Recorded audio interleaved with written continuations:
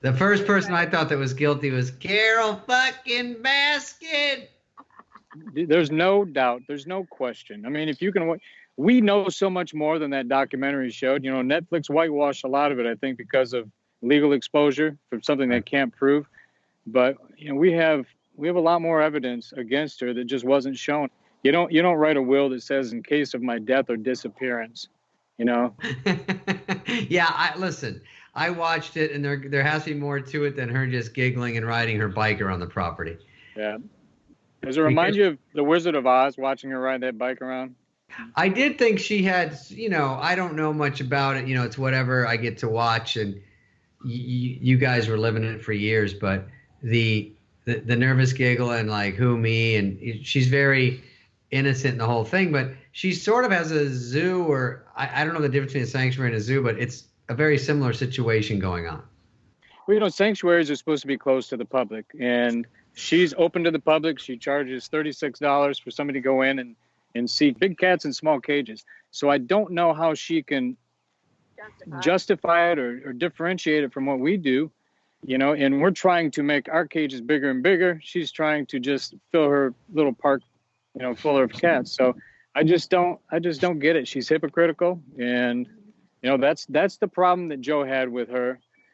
Besides the lawsuit, is she was just a big hypocrite. Yeah, I mean, I think she does come off like that. I think on the Joe side, everyone seems to be pretty honest, good or bad. They sort of say warts and all, kind of what they're like, and then she really plays like nothing's wrong and she never did anything wrong. But you know what? If nothing else comes out of this, she's been exposed for the phony that she is, and it's hopefully. If she wants to be the big Mother Teresa of big cats, why does she have to have her own collection in cages? Send those out to other sanctuaries and go ahead and petition your politicians and your local representatives and get it done that way. But if you're going to lead by example, your example is putting big cats in cages. So I just, I that's agree. the problem we have with Carol. Because it's either don't have them or do have them. But she's doing the same thing. She's saying that she shouldn't. Well, Carol, what about the ex-husband? What are the thoughts on that? That's the story I've always heard, but she's missing a husband before that too. So she has a really deep past. So there's some things that haven't come out in the episodes yet, and she's in, what would you call it? Eccentric, I guess is what you call her. Sure. Yeah. We'll downgrade it to eccentric. Yeah. There you go.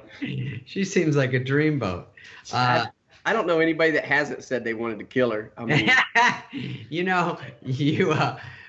you run a zoo, and I don't know much about anything. So I asked John this a little bit ago. He didn't quite know the answer because I think you would be more knowledgeable. But is Carol's sanctuary different than a zoo? Does she get donations or something, or how does? Yeah, I mean, she bases a lot of her stuff on donations. And I don't know how many donations she got just to try and crucify Joe. Yeah. But, I mean, she has Jaguar of Florida, the Jaguar car. They sponsor her. She got a big sign in her zoo with that. And, she may have saved a couple animals, but most of them she bought, and just through the time, she's just multiplied. Yeah, it feels like by the episode 2, and the first one she's after him, but then you start to see what she's up to, and you go, it's kind of the same situation.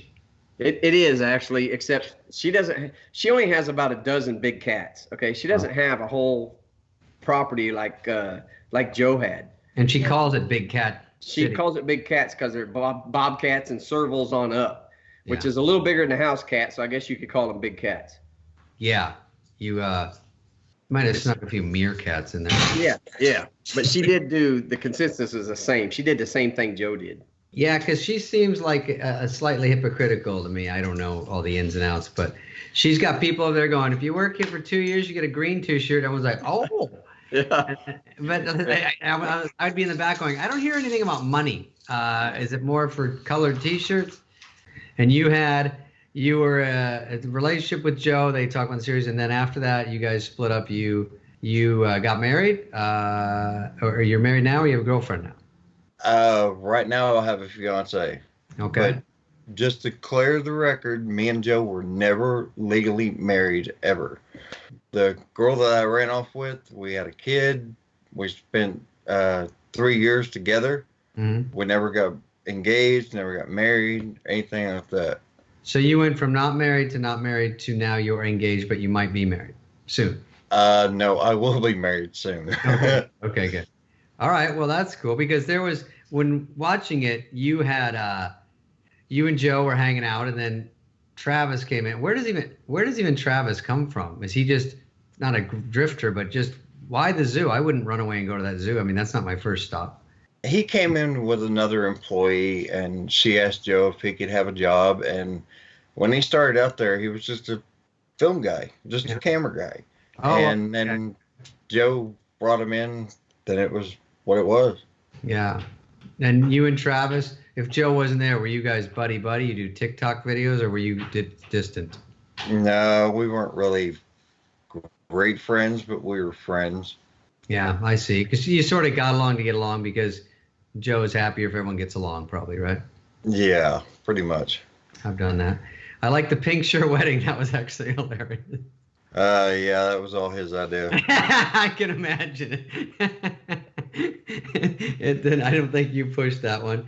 Other questions. Some people ask me to ask you questions. On the songs, was Joe singing that? It sounds. He's got a good voice if he does. No, that is not Joe singing. Oh, okay. So he's just singing. As Carol says, that is not Joe singing. Oh, is it Carol fucking Baskin? It seemed like everyone's very real, and that's why it's even more interesting. Because I'm like what's known as a showbiz phony. No, I think that if it struck me as if someone's saying they're going to kill someone over and over, it seems like to me they wouldn't, because you're saying it on camera every day. It's like my friends that say they're going to join the gym every day. They don't. But it seems it would be, even Joe would know that's too obvious. But that Alan guy who fucking scares me, believe me, he's like, they said, cut the head off. I said, no problem. I'm like, really? No problem?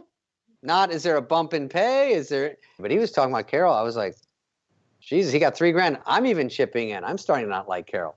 I'll do it. You should have just done a GoFundMe. I wish there was one last episode where Joe went as undercover boss, but I guess we'll never see that. That would have been funny. I don't think you'd ever get away with it. I don't think you can sneak in with those turquoise shirts. Speaking of which, you can't hide that guy.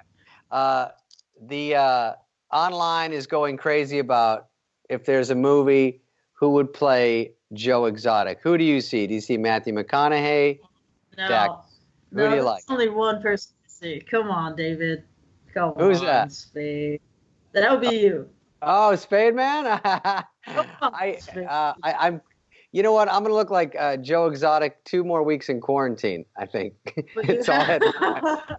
Hey, you have to rock the shirts with the open and the tattoos. Dude, I'm ripped. Don't worry about that. What about? Okay, last question. What about you? Who do you want to play you? Anybody out there? Any big stars? No, I don't know. I don't think I've ever looked at anyone and said I look like you. Well, when I was younger, everyone thought I was the kid from the Disney movie Johnny Tsunami. Johnny Tsunami? I don't even know that one. So yeah, I really couldn't tell you. The big thing, obviously, for you that was, I want to joke about it, it sounds crippling, was losing all that footage in the fire.